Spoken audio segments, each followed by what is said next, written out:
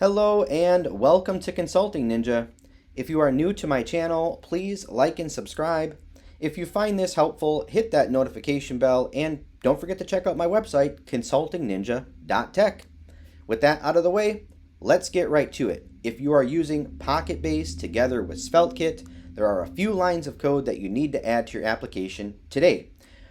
The best way to point out what I'm referring to is simply to show you. I am running Wireshark. Wireshark captures internet traffic.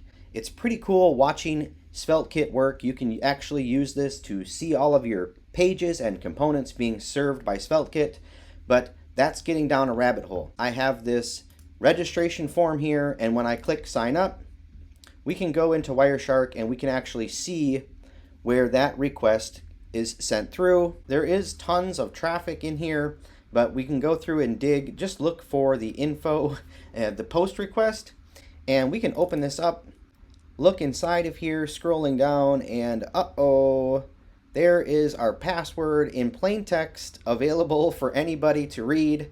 That's not good. We definitely don't want to be sending plain text passwords anywhere. We don't want to be sending them over the open internet, and we also do not want to be sending them internally from one server to the next. If you want to see how to fix this, stay tuned. That's what we're going to do right now. So how do we fix that problem? Well, the fix is pretty straightforward. You don't need to add any additional packages. We have everything we need already included with SvelteKit. The first thing that you need to do is you need to create an environment variable. You can call it whatever you'd like. I called mine secret signature.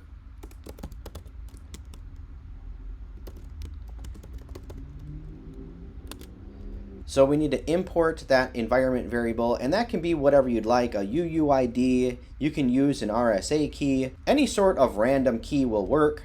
Then we need to go ahead and import crypto, which is already included with SvelteKit from crypto. So great, we're off to a good start.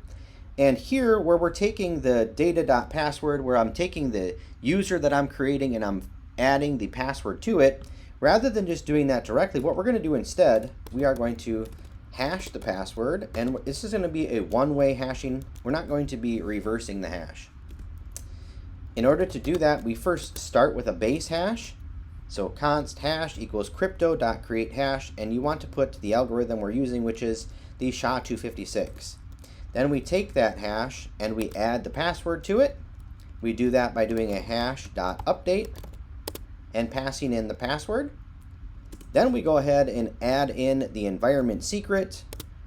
We do that again by doing the hash.update and this time passing in the secret signature or whatever it is that you called yours. Then we grab the hashed password. We do that by doing a const hash password equals hash.digest hex, and then we take data.password, the user that we're creating, assign the hash password there, and the password confirm equal to the hash password as well, and then we can give this a save. Now if we go register a user, let's go add Jimmy John. I'm hungry for a sub. And I'll just enter in some random information here.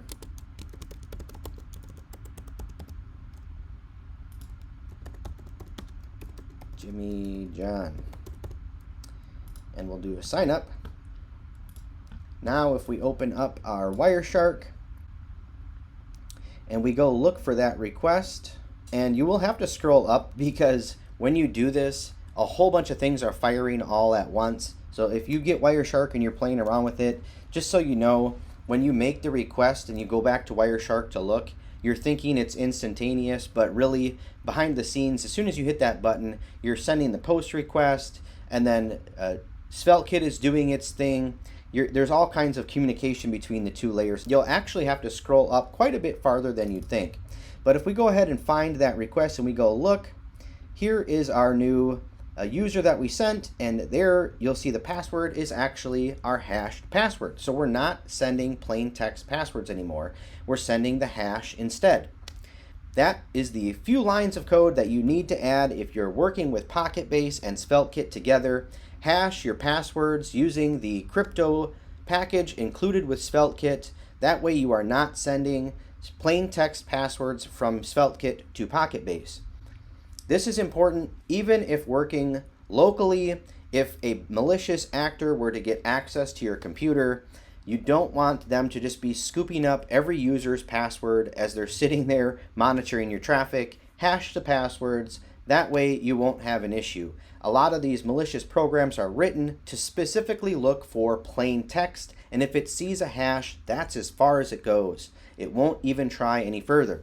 So implement this today to increase the security for your application. I hope that you found this helpful. If you did, please like and subscribe. Take care, and as always, have a great day.